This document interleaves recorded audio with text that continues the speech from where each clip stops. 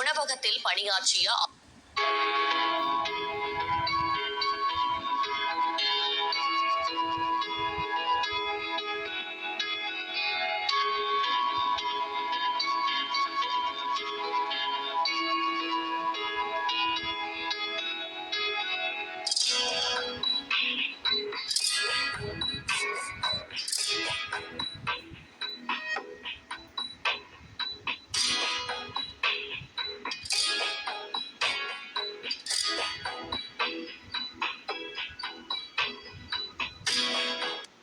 The Prime Minister's visit is Ambassador, a few questions relating to sports for a change.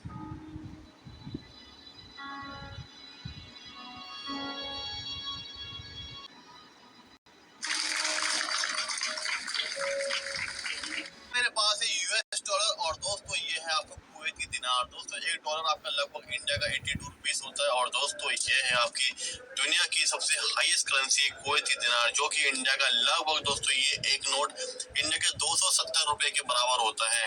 दोस्तों मुझे मिला था एक कुवैती दिनार, तो मुझे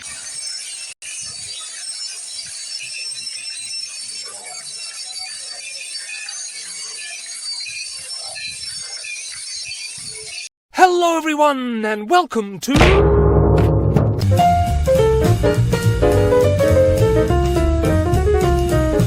This is the Middle East, and here's Kuwait. Now let's not Kuwait any longer, shall we? Kuwait tiptoes into visible history during the Copper Age Ubaid culture, of which it was part. The Semitic Dilmun civilization followed. This mysterious-looking fragment of writing is simply an ancient receipt for a clothes sale. And indeed, Kuwait, situated at the summit of the Persian Gulf, began making good use of its location and invested in trade. Now this island of Kuwait here is called Feilakeh, and around 2000 BC was settled by Sumerians from the city of Ur, who said, more trade? And more trade happened. Yes, trade became the trademark of ancient Kuwait. Neo-Babylonian king Nebuchadnezzar II certainly thought it was worth conquering, and he snatched it up circa 600 BC. Greek influence followed with the arrival of Alexander the Great, and it was the Greek scientist Ptolemy who gives us the first written record of the region. Persian rule followed and persisted until 636, when the Muslim Arabs of the Rashidun Caliphate conquered it, and the religion of Islam supplanted Iranian Zoroastrianism. The years swept by as they tend to do, and by the 17th century, the Ottoman Turks were in town. 1613 saw the founding of the future capital, Kuwait City, as a fishing hub that over the years grew and grew and grew into a major merchant sector, linking commerce from India to Arabia. Kuwait gained autonomy in 1756 as a sheikhdom, and while the country began strengthening relations with the Ottoman Empire in the late 19th century, that position was reversed under Mubarak al-Sabah. He murdered his half-brothers to get the throne, which made the Ottomans furious, some officials recommending military-involved punitive measures. To guard against this eventuality, Mubarak allied with the British, Kuwait becoming a protectorate of the British Empire after World War I. In the 1930s, oil was discovered in Kuwait, lots of oil, and oil would prove to be Kuwait's golden ticket to prosperity. After the Second World War, Kuwait took big strides in modernizing, and standards of living shot way up as the money poured in. In 1961, Kuwait gained full independence, and Sheikh Abdullah al-Salim al-Sabah became first emir. In the following years, Kuwait adopted more and more Western values. During the Iran-Iraq War in the 1980s, Kuwait, dreading the prospect of increased Iranian regional influence, financially supported Iraq. The war left Iraq battered and very much in debt to Kuwait and unable to pay. When Kuwait refused leniency to Iraq, things got ugly. Iraq accused Kuwait of stealing its oil via slant drilling, and in 1990 invaded Kuwait, taking control in just 2 days. Naturally, the UN called for Iraq to withdraw, and Iraq said no.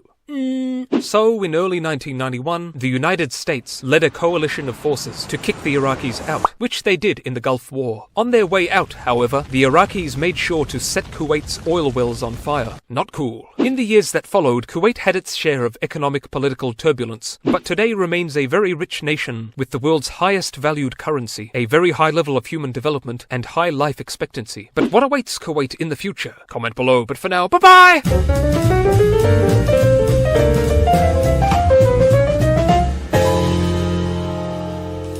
Indian workers in Kuwait. Just last night, a deadly fire broke broke out in a building in Kuwait's Manglav area, killing over 40 Indians. According to the New Indian Express, the fire broke out after a gas cylinder exploded in the building, which had over 195 workers. The majority of them were Indian workers from Tamil Nadu, Kerala, and northern India. After the news of the fire broke out, the Prime Minister announced a relief package of rupees 2 lakh to the families of the deceased workers, while the Minister of State for External Affairs left for Kuwait to monitor the situation and help those injured. Currently, India is preparing to bring the bodies of the deceased workers back. But while this incident was unforeseen, it exposed a big problem Indian workers are facing in Arab countries. You see, Indian workers have often complained about the poor working conditions in the Arab countries, with Kuwait as the worst offender. In the last 2 years alone, over 1,400 Indian workers have died in Kuwait.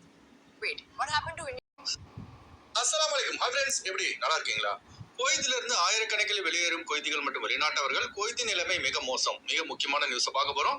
அடுத்த 4 மாதத்திற்குள் குவைத்தை விட்டு வெளியேற அனுமதி வழங்கப்பட்டுள்ளது. சலுகையை பயன்படுத்தாதவர்கள் மீது சட்ட நடவடிக்கைகள் பாயும் என உள்துறை அமைச்சகம் எச்சரித்துள்ளது. அடுத்து குவைத்தி குடிமகனை தாக்கிய 3 வெளிநாட்டவர்கள் பட்டப்பகலில் நிகழ்ந்த அதிர்ச்சி சம்பவம். இப்படி பல முக்கியமான தகவல் இந்த வீடியோல இருக்கு. ஹாய் ஃப்ரெண்ட்ஸ், எப்படி நல்லா இருக்கீங்களா? குவைத்தில் சிக்கிய 2700 வெளிநாட்டவர்கள் மொத்த வாழ்க்கையும் போச்சு. குவைத் கனவு காலி. உள்துறை அமைச்சகத்தின் மிக முக்கியமான நியூஸ் பார்க்க போறோம். அடுத்து இனி விமான டிக்கெட்டின் விலை குறைய போகிறது. அதிரடி அறிவிப்பை வெளியிட்ட விமான